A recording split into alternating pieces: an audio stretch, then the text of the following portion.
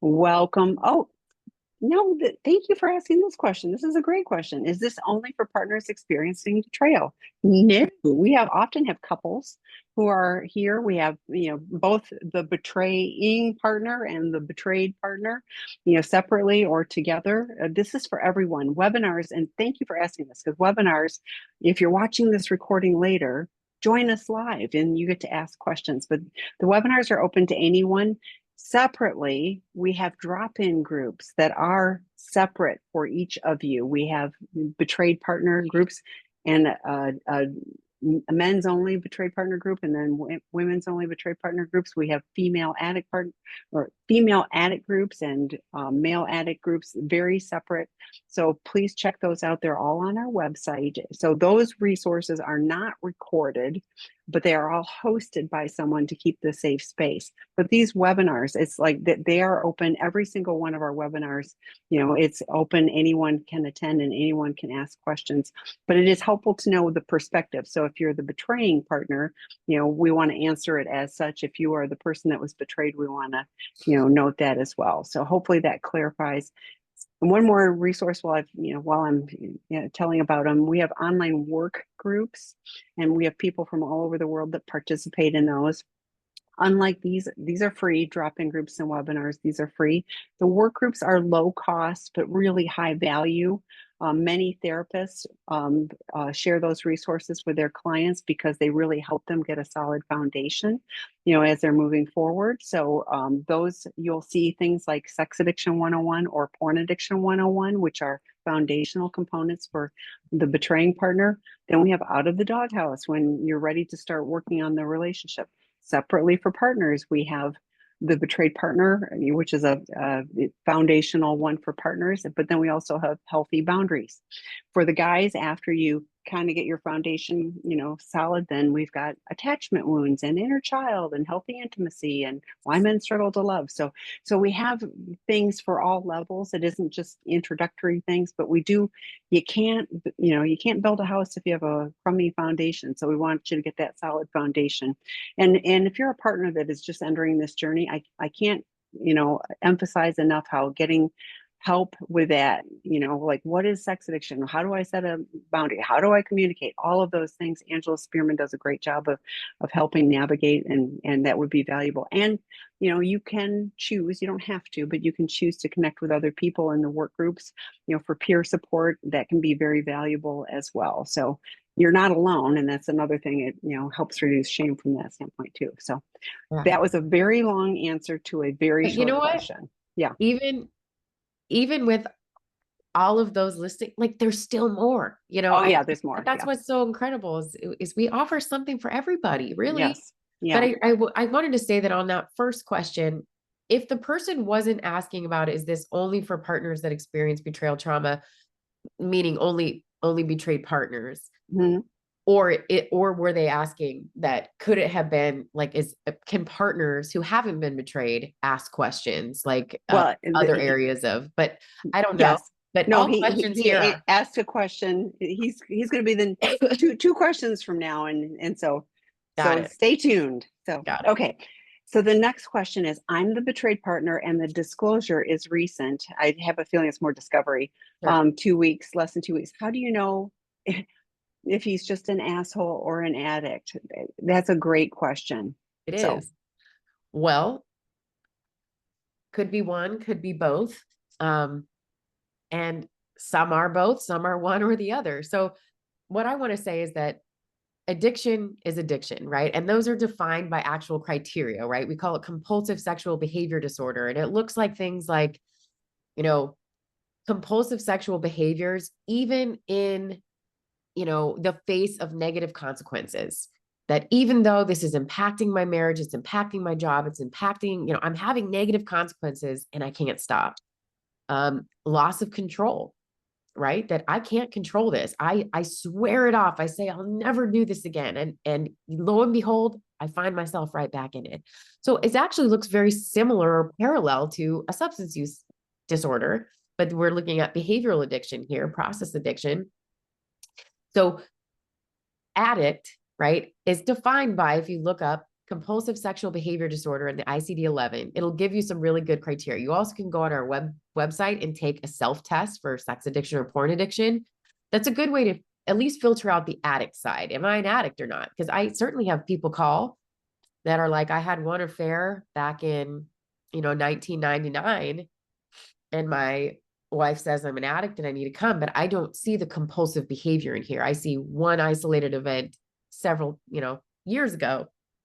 So for that person, he's an asshole. No, I'm just kidding. But but then there's the character piece of this, right? So we have had addicts that until their partner discovered their behavior would have said, by all accounts, I thought they were a decent husband and father. They weren't angry at me. They were, they showed up at things they were supposed to show up, but I had no idea this other thing was happening, right? So they would not have said prior to this, I was like, what an asshole. And then we have ones that are like, lots of narcissistic traits, which addiction is inherently narcissistic, right? It thinks about itself. That compartment of theirs is, that's all I care about over here, right? But anger, rage, gaslighting, treating me poorly, not respecting boundaries, or just I'm withdrawn, I don't care, when you have feelings, I don't have empathy, I don't have, and you can have all those things and not be an addict also. So I'm just saying that there's two buckets here. Unfortunately, a lot of our addicts in later stage addiction tend to fall in a little bit of both buckets, right? They're not a great partner because they're preoccupied by all of this other stuff. And now they have to defend their behavior and create space to lie. And all of those things do not create intimate, emotional, vulnerable, trustworthy partnerships. So I think in this case, if you have an asshole of a partner, then you have an asshole of a partner based on their behavior. Now, that being said, if you want to know about their addiction piece, there are specific criteria that you can actually say, do they meet the criteria for this behavior? Yeah. And I did put, Erin mentioned the self-assessment. There are two different ones on our homepage. I put the one for sex and porn addiction. There is a separate one for co-occurring substances. So you can, they're very brief, and those are just like, hey, just checking. For the clients that come to our residential treatment program, the assessments are far more comprehensive, but this is just a quick screen. It's kind of like, if you're wondering, it's worth checking, and here's the other thing, if they're willing to get help, the life skills that you learn in recovery work are really beneficial. Kristen Snowden will be joining us again. I can't remember. No, she was here last week, but anyway, yeah, Scott worked with her, but it's one of those, she and Scott co-authored a book, Life Anonymous, because the tools of recovery are really good at helping us not be assholes, and so for those of us that didn't learn how to do life on life's terms, that can be helpful. And then again, it's really helpful. I often refer to for betrayed partners, because betrayed partners then have the language of recovery, and again, just useful skills. So those are some resources. You can always email TAMI at Seeking Integrity if you don't have a betrayal trauma, because you're betrayed regardless of which way he goes. A therapist for you, email me with where you're located, and I'll help you find somebody who could be a fit for that.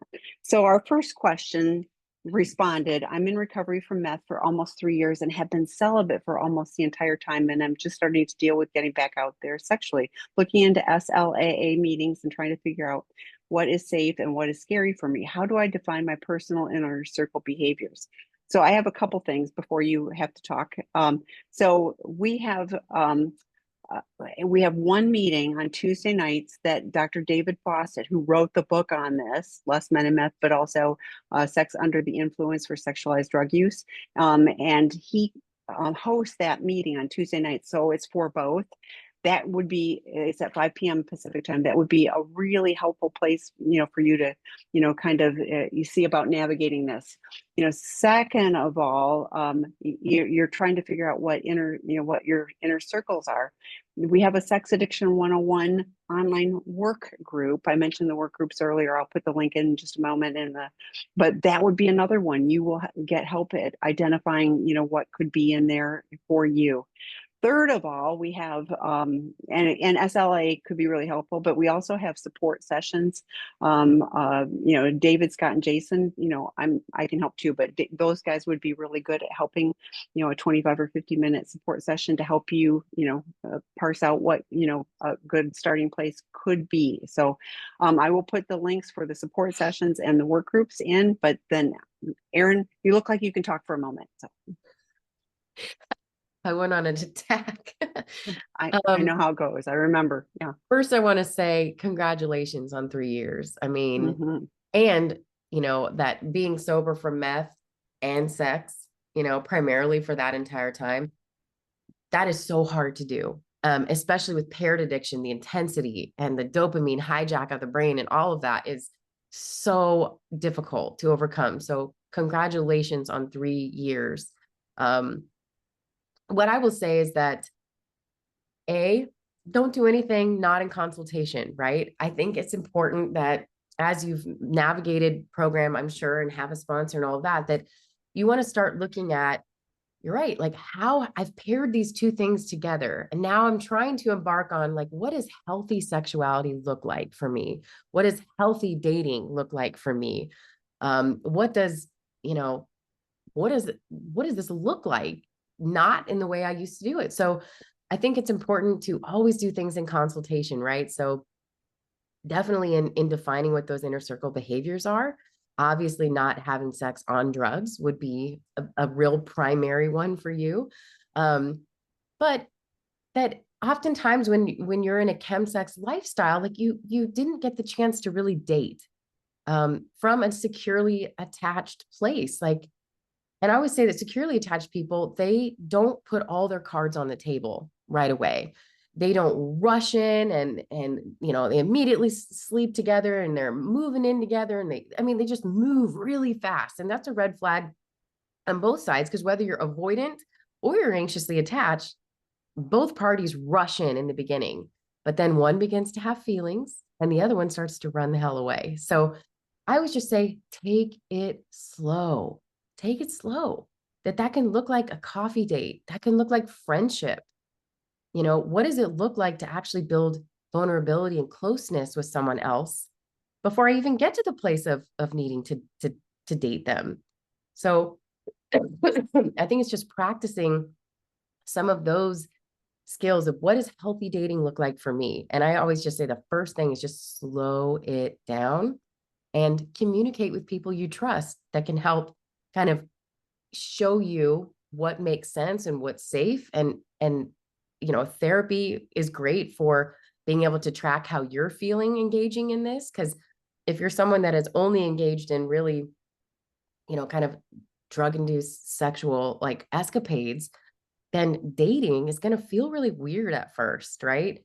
A, vulnerability, B, honesty, closeness, not wanting to be seen by somebody, all of that can come up for you. So just making sure you have trusted people in your corner to review all the various stages of this with, and make sure that, yeah, you understand what are my boundaries before even heading into that territory and having a good, healthy dating plan out there for you. So sexual boundaries, boundaries just around what am I looking for, right? Be clear about what type of partner you want to have and what type of partner you're willing to be, so that you're not just settling for the first person that kicks your dopamine up, right? So I think there's a number of different ways to look at this, but I do think that, consultation and slow it down are some really good first starting tips.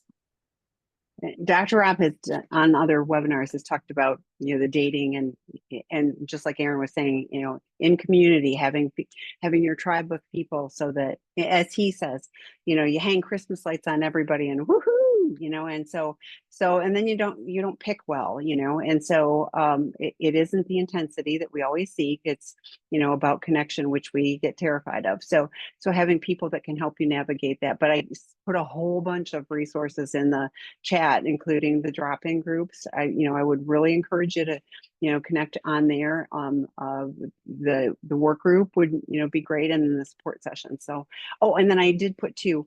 Our colleague Scott and I did a webinar in February of last year about navigating the 12 steps. So I included that one because there's so many S groups, and how do you pick which one and all of that. So that could be useful for you. And I also put a link to the list of 12-step groups that you can check into on our website as well. So, okay, the next one, betrayed here. Last D-Day was 10 months ago. I had an affair with this. Oh, I'm sorry, betrayer here.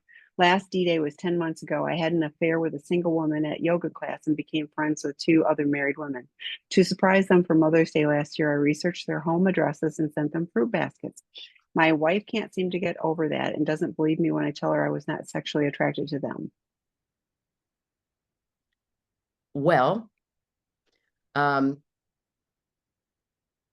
think that, 10 months is not a very long time. You say, I had an affair with a single woman at yoga class and became friends with two other married women.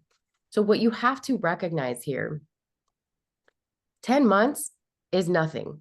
And that also means, what have I been doing in those 10 months? Judging by, and I'm going to be a little rough with you here, judging by the tone of even the message that you wrote right here, I'm questioning what you've done with those 10 months because you don't seem to have empathy for the fact that, discovering infidelity really ravages your sense of trust.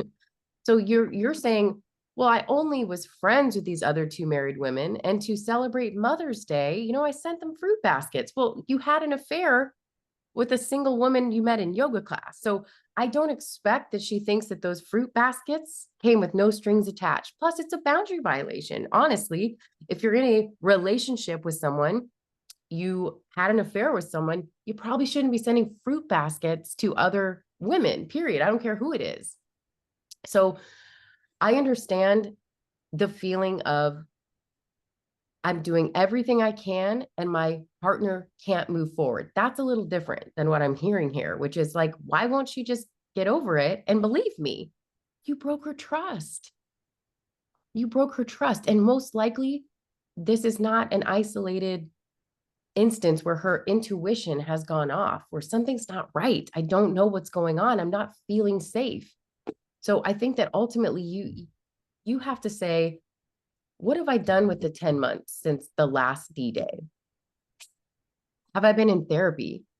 Have I been taking ownership over some level of repair here? If that's going to meetings, if that is being in some kind of a group, if that's, reading books and listening to podcasts, like you're here, obviously. So I know that there's must be some level of at least interest in this. Might be sex and love addiction, sex addiction, something of that, nature. So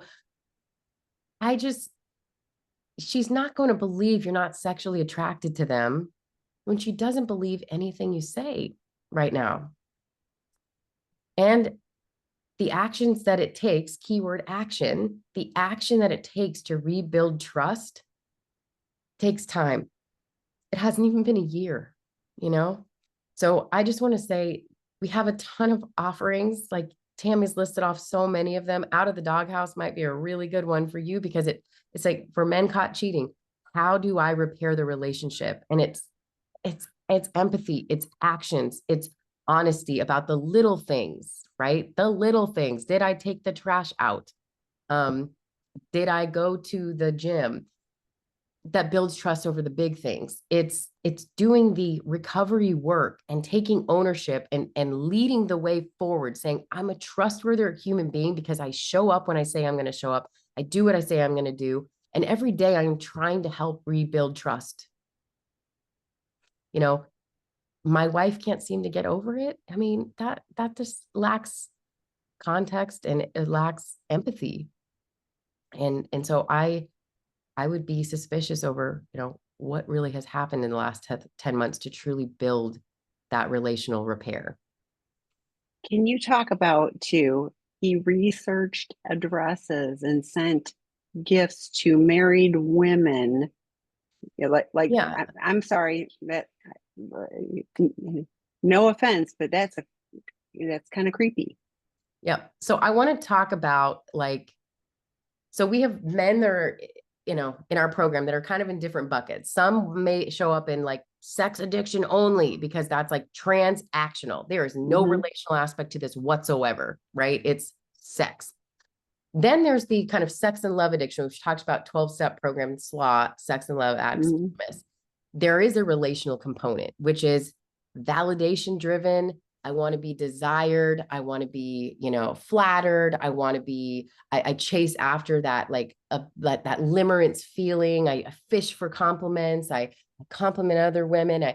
So it's really driven by validation and a need to feel like reassurance that I am worthy of, being desirable and its conquest and all of those things. This falls a little bit in that bucket. And honestly, when I was first reading it, I was kind of sniffing that out because a affair.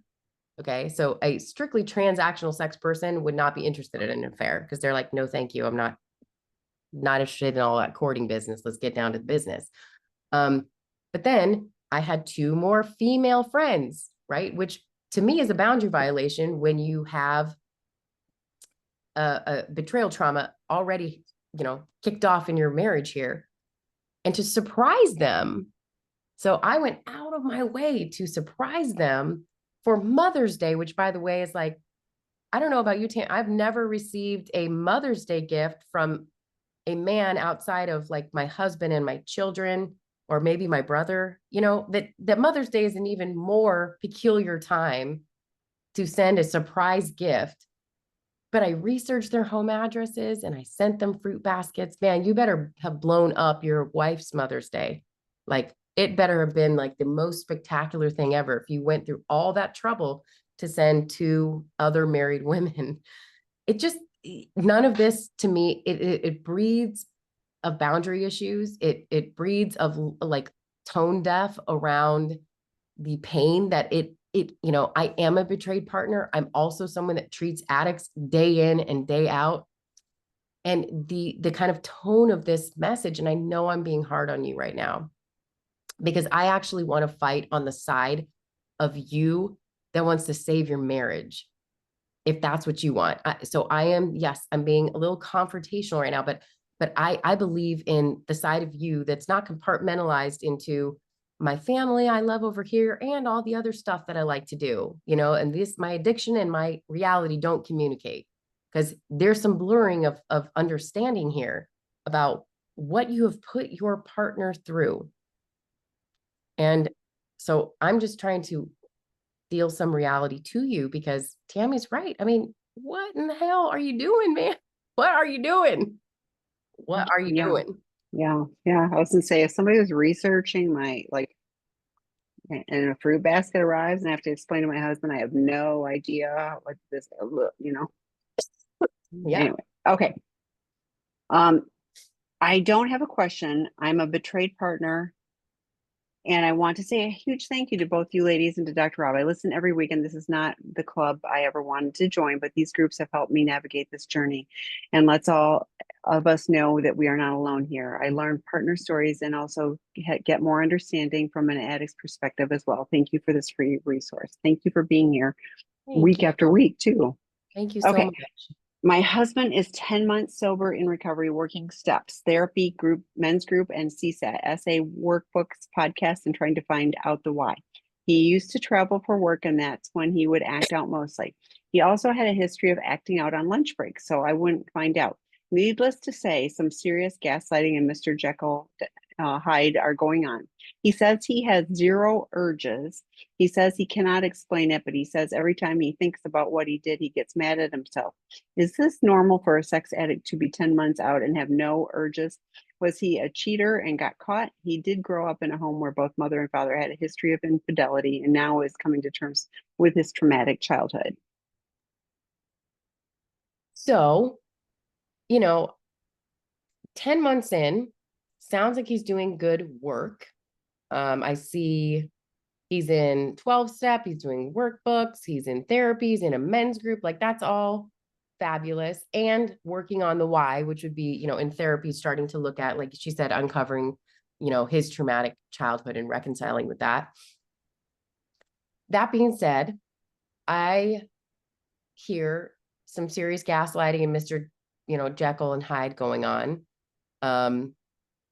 So zero urges. I mean, look, I would say urges as cravings, right? But also there's fantasy. And in the rooms and with therapists and in men's group, they learn a lot of tools for how, if I start going down that route, because that's how I begin to escape myself, I'm triggered and then I go into fantasy, and how to pull myself out of that. Then they're not going to make it to, if they're pulling themselves out of fantasy, they're not going to make it to the point of ritualizing, right? Which is oftentimes, I mean, dopamine starts in this cycle from being triggered, right? But they can stop it much easier at the beginning parts of the cycle, right? So trigger, I go to fantasy. Nope, not doing that. 3-second rule. I'm back. I'm thinking of something else. I'm making a phone call. I'm using my recovery tools. So that could be one case, is that, look, fantasy can be a normal part of the process getting sober. That and for those of us that are not in recovery, like our mind does things at times, but we teach tools for how sustained fantasy is not helpful in getting sober and being in true recovery. It grooves the same neural networks in the brain that are triggered during acting out. So, and we know that it kicks off the entire addictive cycle. So he may be using some great tools around that. The other thing is, 10 months, he very much could still be in the place of, like he said, when I think about what I've done, I feel bad about myself, right? So I still go into the shame part because I'm still in the negative consequence of what happened. So I got caught. I was actually just talking to somebody today about this. And, he was just referencing that, I haven't acted out in almost a year. And I'm like, yeah, let's talk about how many horrific negative consequences have transpired over this last year. So because of those negative consequences, you got scared straight. You were like, whoo, I'm not touching that. It makes it easier to swear it off. And I will say, your husband is doing good work here in recovery, but also he's not that far out from the big crisis either. It's when people, as in the program, we say rest on our laurels, and we're no longer, scared by the consequence or motivated by recovery. And we start to kind of just go lukewarm, that all of a sudden what starts to creep back in.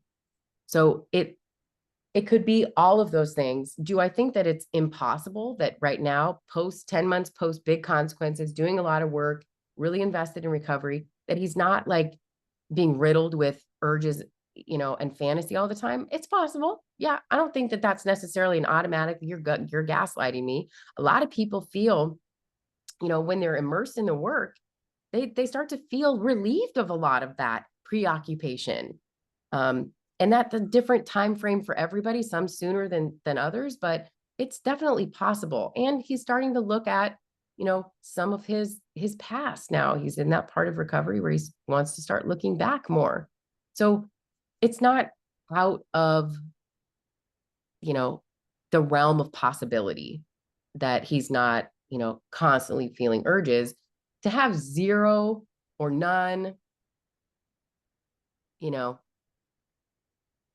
I would like to think that he's at least speaking to a sponsor or someone in recovery. We always say, if it's in your head, take it to your recovery brothers. If it's an actionable behavior, like I had a fantasy thought and then I did something with that, even if it's something dumb. I stared at the billboard, or I walked an extra block so I could look at it, or whatever it is, that now that's an action and a behavior. You need to be honest with that with your partner.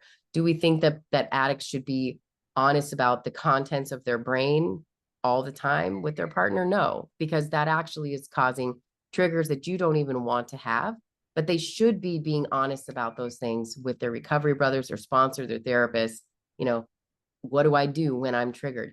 And I enter into that space. I pick up the phone. I do something with it. So I hope. I have a question for you too. So like urges, like that feels I'm trying to think of the right word. It feels a little oblique. Like, like I don't have an urge to like that feels like Right. I've gone for you, but like you were saying, like I might have a little, thought or something like that. Yeah. So I almost wonder if there's like, oh, I haven't taken any action, so therefore I have an urge, and partner may be going like, oh, completely like, It could be a Snow language White. confusion. Yeah. So we Yeah, I try know. to That's what I say was the wondering. words like, Yeah. have you been triggered lately? And maybe that's something we check in on once a week. You know what? There were a few moments this week I got triggered. Here's what I did with that, right? Yes, thank you. Yeah. Um, or fleeting fantasy, or I was really stressed out at work and I started to feel my mind pulling away into fantasy because that's what I've done since I was a kid, you know. Um, but instead, when I made it to lunch hour, I called my sponsor, I joined that, virtual meeting, and I was back settled again. Yeah. What we don't recommend is just that the partner be the accountability partner around every thought, every fleeting fantasy moment, because they don't recognize that that can be a real part of early sobriety. And it does not mean they're going to act out. It's like, if I'm struggling with something, I have recovery tools, what I'm going to do with that. But for a betrayed partner, especially someone so new into this whole process of healing, immediately they're like, oh my God, like what's going to happen? Yeah. Yeah. And I can understand that being Yeah, I do in too. that Yeah. place. So, yeah. Okay. All right. So the next question is betrayed partner here. Disclosure was about a year ago. My husband is now telling me that I can ask him anything and he will tell me the truth. I felt like that the disclosure was incomplete at best, if not total BS. Am I wrong to interpret his statement as continuing to try to wield power in this relationship? So you did disclosure. Your gut tells you that it was incomplete at best. And now he's saying, well, you can ask me anything and I'll tell you the truth. I mean, yeah, wielding power comes to mind, I guess, because it's like, well, if you ask me questions, then I'll give you a truthful answer versus saying, you know what, our disclosure last year was incomplete. And I think we need to sit down with the CSAT and we need to revise it. Or if you have additional questions for me, write them down. Let's go to the CSAT. Let's sit in the presence of my therapist who knows me really well, and let's wrestle through those. But it's a little baity to be like, well, you asked me, anything you've got to ask, then I'll let you know the truth. Versus, was this a real full true account of everything up to this point? And has there been anything since this time? No, unequivocally, there is not. And everything I gave you in that disclosure is unequivocally true. And I stand by that, and I'm going to continue to stand by that. It's one thing to say, hey, partner, I know that I've hurt you. And I know that even though we did disclosure and I feel really solid in my truthfulness there, that it's going to take time to trust me again. If there are times where you're laying in bed and you have a thought and something new comes up and you want reassurance from me, please bring that to me. I'd be happy to offer you reassurance or walk through that question with you. That's a little bit different, I think, than, you know, hey, ask me anything and I'll tell you the truth. I don't know. So I would just say that if you have a gut feeling that something is not right, like sit down with your CSAT or even the one who did disclosure and just say, I just something about this doesn't feel right. And I will say there are addicts that do full disclosure to the absolute best of their ability. And yet, you know, it is very possible, especially for those who have had prolific acting out for years and years and years, that a detail or a thing was left out. Their prefrontal cortex isn't even online half the time when they're acting out. And when there's years and years and years, it's not unlikely that one thing got left out or a thing or two got left. There's a reason we do full therapeutic disclosures, that it's investigators on the case. Like, you've got CSATs to go through those years and really like help them to get the fullest and truest record to the best of their ability. People who are willfully leaving things out, that's a whole other story. Like, I'm going to tell you everything that you're not going to leave me over, but I'm going to leave those other things to take to my grave. That's a different story. So, I don't think that it's, unusual at a year to not have trust fully, and to also, you know, we're working on this thing, and I don't know, like, I don't trust myself. I don't trust him. This is still hard, and that's okay. Um, get a lot of good support for yourself. It will help you, I think, to even better, I would say, re-hone in our own intuition, which just means remember the trust we once had in ourselves, that we didn't doubt, our intuition until it was gaslighting, and we were told that our reality was not right and all of those things. So I hope that that's helpful. I can't obviously speak to whether, your partner is telling the truth or not, but I say listen to your gut and get some consultation on that. Well, and even what you were talking about, because part of it is, or wield power in the relationship. How is this being approached? Mhm. And I do hear, and this could be a factor or not, but I hear often of like an addict partner going, well, the therapist didn't ask me about that, so not bringing things to the forefront, but just, waiting for somebody. Well, if you ask me the right question, then I'll tell you the truth.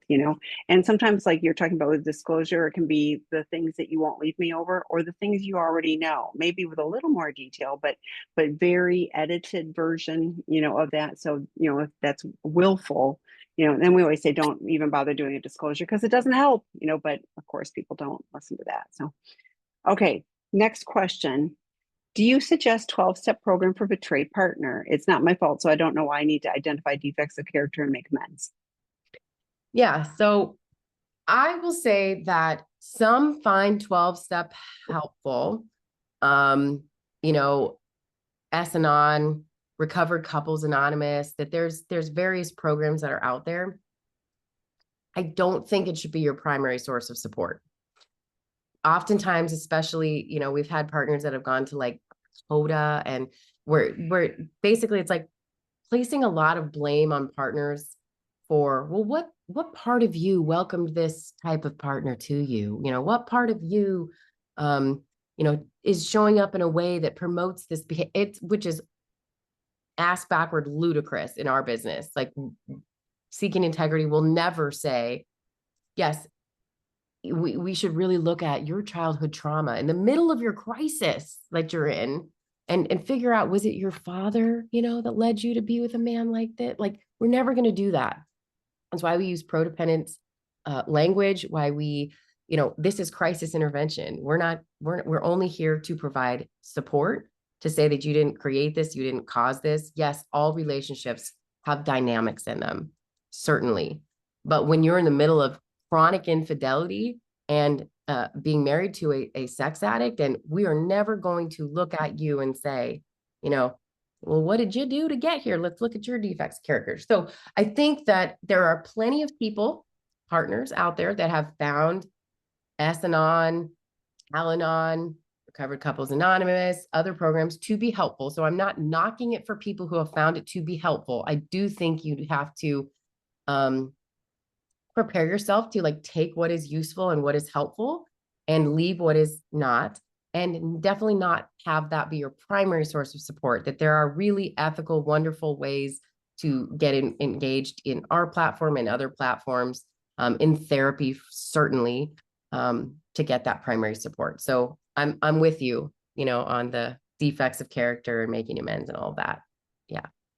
So we do use prodependence, Erin. So for example, instead of saying that you're enmeshed, you're deeply involved, externally focused, concerns Mm-hmm. about the other welfare of others, enabling. Mm-hmm. Yeah, Perhaps you're I love that supportive, one. you know, fearful. Well, maybe you're concerned because your whole life has been turned upside down. So this is a different lens. It's not another label. So, but all of our drop-in groups for partners are from a codependent lens. Our work groups, everything we do is from a codependent lens, including our residential treatment program, because we are not, letting the blame be shifted to a partner. So consider those. And like Erin said, there are 12-step groups. Some people can discern and go like, I'm going to take this piece of it. It's helpful. And people are helpful and supportive, and they can set aside the codependent language and what feels like blame shifting for them. But and I often say, this is like you're in a car accident. You weren't driving, but you got hurt. And you get, like once you go to, the emergency room and get checked out and get support, and if you need to be in ICU, get the help. So rather than, it being about you need to work on you and all that, it's like, no, you need help and support, for your healing. And that's what we really want to, provide. So the work groups and drop-in groups and webinars like you're here, great. And, whatever we can do to be supportive. There's an Empowered Women's Retreat that can be healing for women who choose to participate. It's not about him, it's about healing for you. Again, it's you choosing, I'm going to heal me, regardless of what he does or doesn't do. I want it to be about me. So that's another resource. Okay. Can you clarify what a porn addict versus sex and love addict is? It seems my husband is potentially more of a sex and love addict as he seeks the attention and admirations, yet as CSAT says it's sex addiction with an intimacy disorder or something very similar. But CSAT doesn't buy into sex and love addict term. It's confusing, but the love addict kind of makes sense. You know what I think of? Like at the end of the day, there's addiction. Like, oh, I drink beer instead of whiskey. Like, there's still like, you're still a betrayed partner, Yeah. So anyway, please Yeah. clarify. But And there's a lot of, so I think sometimes, especially in the addictive realm, love addiction can be very confusing because there's books out there written in very codependent language around like facing love addiction, right? Which is really just talking about being anxiously attached or, especially more for women, like being like going through serial relationships, needing validation. If you're okay, then I'm okay. That's not what we're talking about when we're talking about sex and love addiction, especially as it pertains to like SLA, 12-step meeting, rhetoric, language, etc.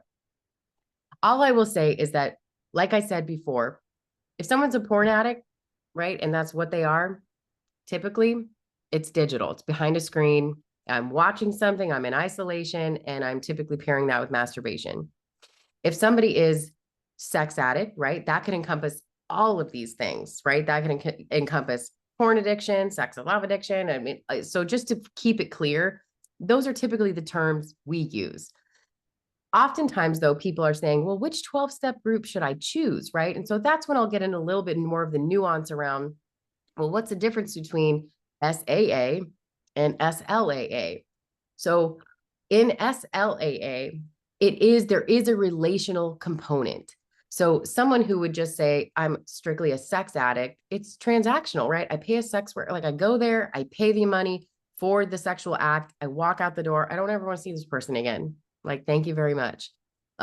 Even digitally, a porn addict that would fall more in the transactional sex is like, the dopamine payout is pornography, masturbation.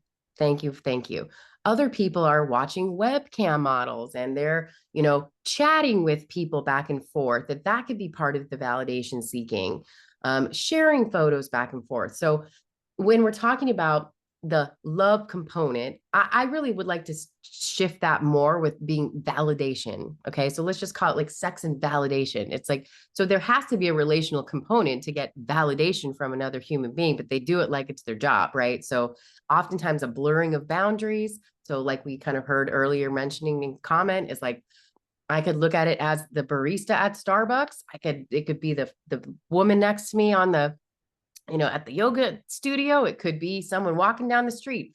I am uniquely attuned to how to identify and interact with someone that I believe is going to give me some kind of validation payout. And that can go everything from that type of interaction that crosses the boundary because it's like, why are you flirting with everyone you talk to? Or, blurring those boundaries at work, all the way to, yeah, it's an affair. It's not just sex. There is a relational component. I'm going back to the same person. We're sharing things about our life and really they have more of a propensity for the addiction around like the limerence, which is like that obsession with new, bonds with somebody. And it's like, well, the second that turns to, oh, we share bills, we share a bank account, we who has to do pick up and drop off, who's doing the chores, snoring at night, like commitment, expectation, typically that person really struggles then to get that same validation payout. It's not the hot fire, and, totally explosive dopamine feelings in the beginning of relationships, that transitions into a deeper, intimate, loving connection with somebody. And for someone who's not able to, yes, you mentioned intimacy disorder, I would venture to guess the vast majority of all of our clients, call it porn addiction, sex addiction, love addiction, all of them, struggle with an intimacy disorder.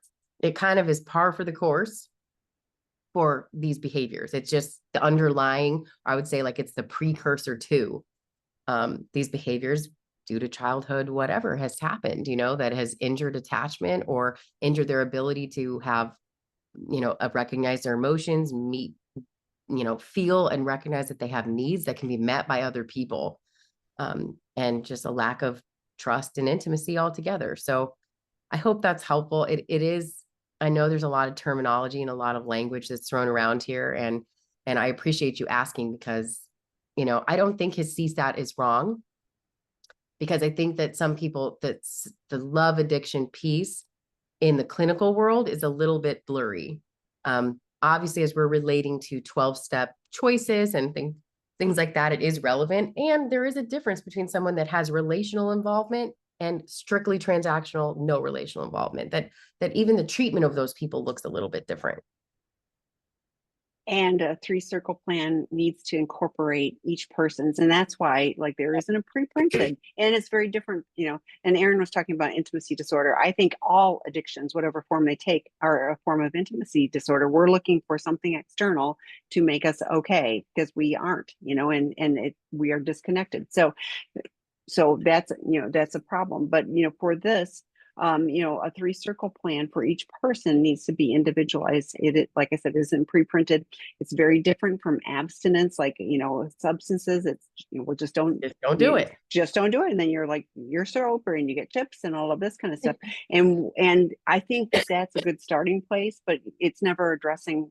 If you're not doing the deeper work and you're just working on not acting out, you are missing out on what real recovery is.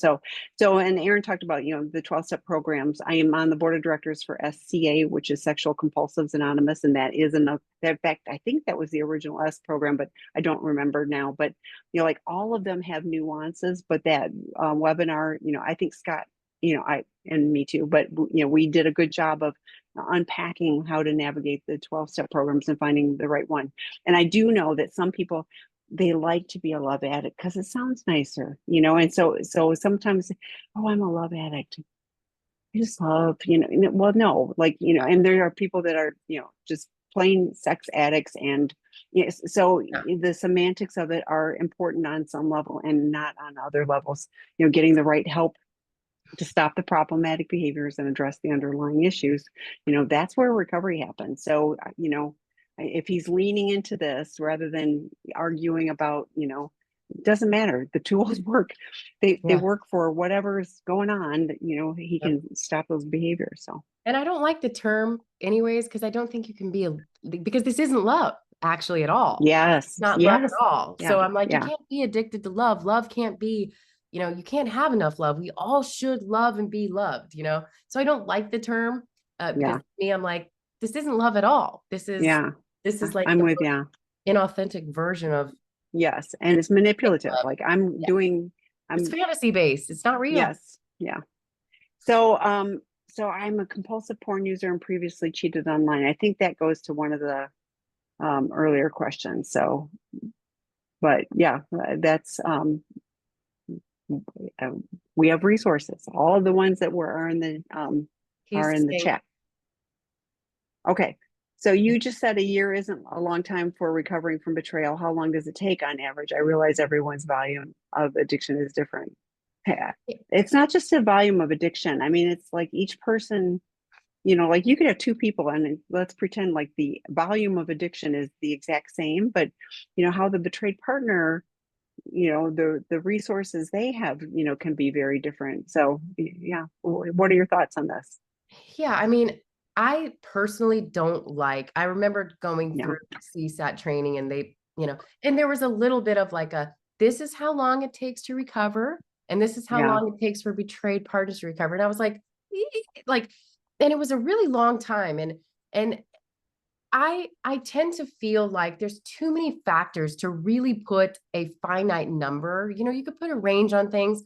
I will tell you that from my experience, though, direct experience, it's what you do with that time.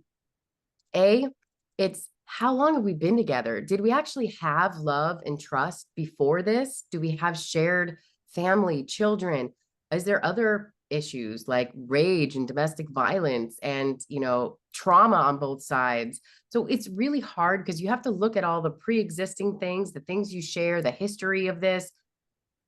And a year is not very long because to establish recovery and to have actual like trust building activities solidified and show some sense of longevity in those things, a year's not that long. It sounds like a really long time when you're in relational crisis and when you're trying to get better, but it's also, is the partner getting adequate support? Are they feeling like they're coming home to themselves, that they're in a community of some kind, or they're starting to have their own tools, to recognize when they're not feeling safe in the relationship and they have boundaries, and it's what do you do with that time, right? If it was like a year of perfect recovery, which we know is like, that's no one's perfect, it's progress, right?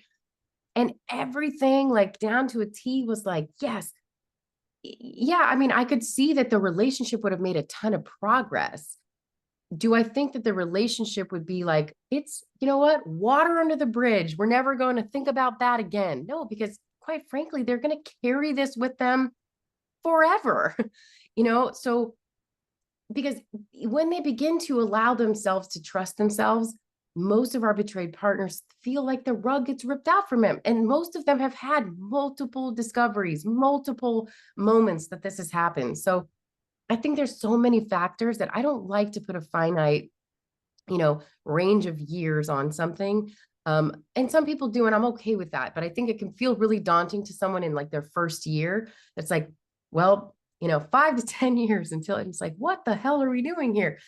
So I don't think that that's necessary, but I do think what is important is the quality of the time that you are spending, not just together, but in your own individual work to heal and the actions you are taking to build trust. That is what matters in terms of moving that ball forward. 100%. The most important thing. And partners can heal regardless of what the addict is doing or not doing. So 100% true. yeah, so this is absolutely, what are you doing to take care of you? And the more focused you are on your healing, I think the faster you will make progress. Now, like just like Erin said too, it's also just, it isn't like a flip switches at like X amount of time. It's like you will see progress, and if you're seeing Yes. progress, you're going to go, wow, that's different, and so there's so many factors. It's hard, and I know everybody wants like it's going to take this much time and then we're going to be good, and no, When a lot of our hopefully. guys, I have to Go ahead. remind them, I'm like, how many years were you acting out Yeah, and lying and gaslighting? Some of them, it's like 30 years.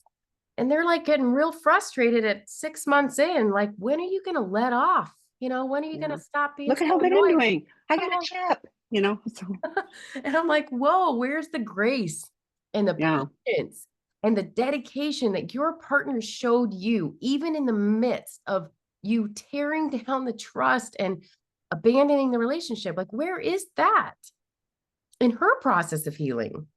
Right. And I'm not saying that betrayed partners, they need boundaries too. Okay. So like screaming and yelling and throwing things out of their anger and being triggered is not okay either. Right. We want to have productive processes forward. And that takes both partners getting adequate support and for the addict to really be in solid, recovery therapy and, to move that ball forward. So the next question, can recovery occur without a formal 12-step program, or are these things intrinsically linked? I'm a betrayer doing many other things, therapist, SI work groups, SI drop-in groups, online SLAA meetings, but no formal 12-step work. online SLAA.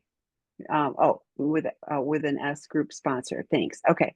So, and you said therapist. I'm hoping it's a qualified therapist. That would matter to me.